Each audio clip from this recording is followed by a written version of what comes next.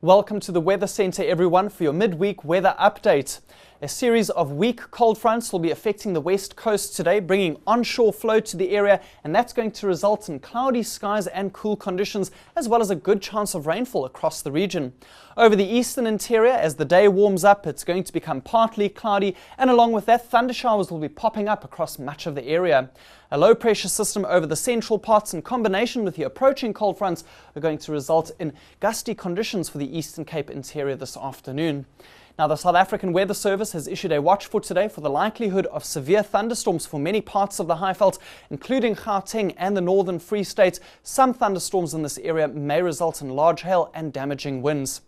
Your rainfall probabilities for the rest of today, and here we see that good chance of rain along the west coast and the adjacent interior. The best chances of rainfall along the coastal belt of the Western Cape, spreading along the Garden Route later on. Scattered thundershowers for Gauteng and that same area where severe thunderstorms are possible, and a broad area of isolated thundershowers over the eastern parts of the country and stretching towards the coastline of KwaZulu-Natal as well. By this evening, rain will be spreading up the Eastern Cape coastline, affecting East London and Port St. John's overnight. Maximum temperatures now, and here we see that a much warmer day is expected in KwaZulu-Natal, Pietermaritzburg getting up to 33 degrees, similar for Kimberley in the Northern Cape, while over the far western parts of the country, much cooler air will be in circulation, Sutherland reaching a maximum of only 15. Your detailed coastal forecast now, and here we see that southwesterly winds are expected for Alexander Bay as well as Namaqualand. Northwesterly winds, on the other hand, further south all the way through to Langebaan, up to 30 kilometers per hour.